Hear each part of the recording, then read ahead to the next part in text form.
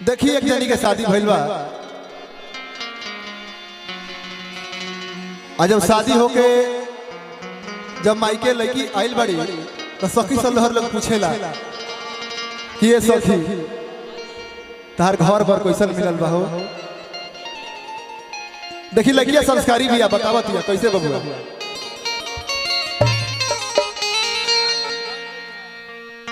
अरे की सब सखी ठीक बड़ुए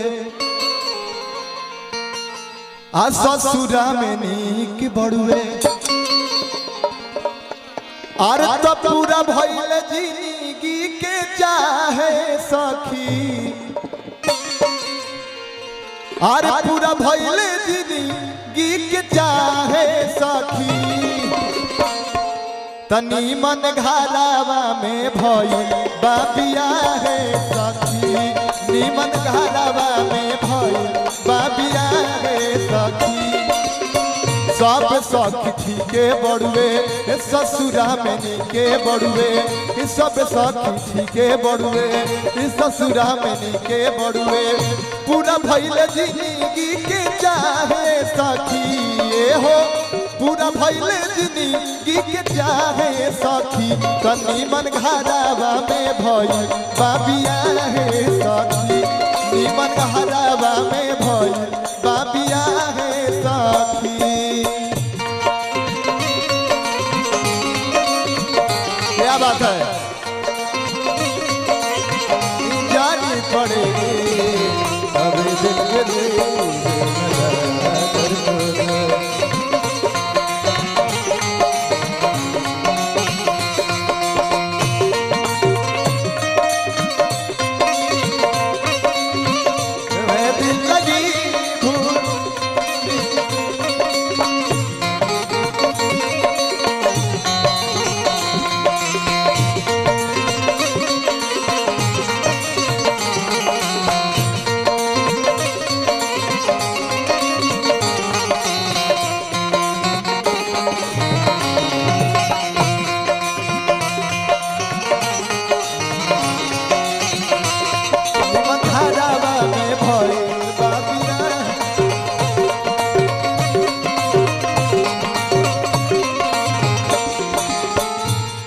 बता बतिया कैसे बबुआ।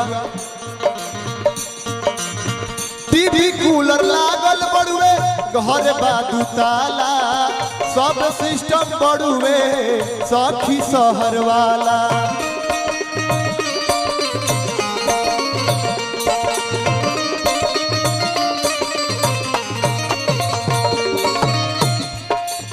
टीवी कूलर लागल बड़ुए घर बादू ताला।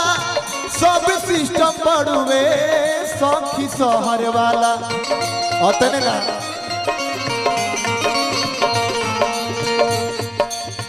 40 बीघा टोपरी बा घर में 3 गो नौकरी बा।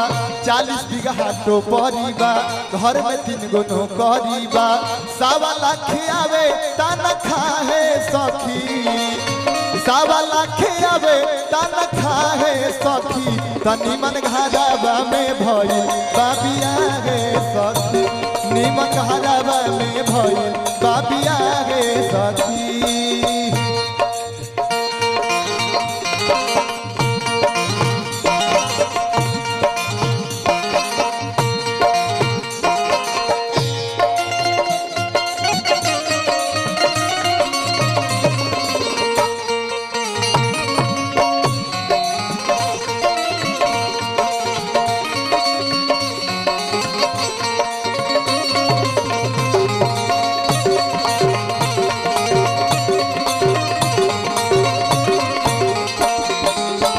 लास्ट भाव रही। दुआरा पर ट्रैक्टर बड़ुए गाड़ी घोड़ा। दूध देवे वाली जर्सी गाय के जोड़ा।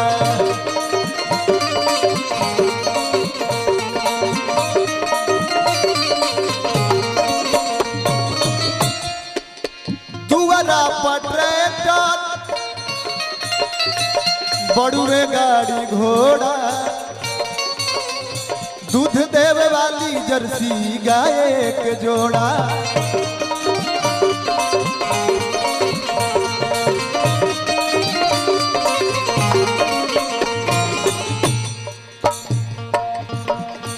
तो शंभु घरे सुख बड़ुए कुछो के ना दुख बड़ुए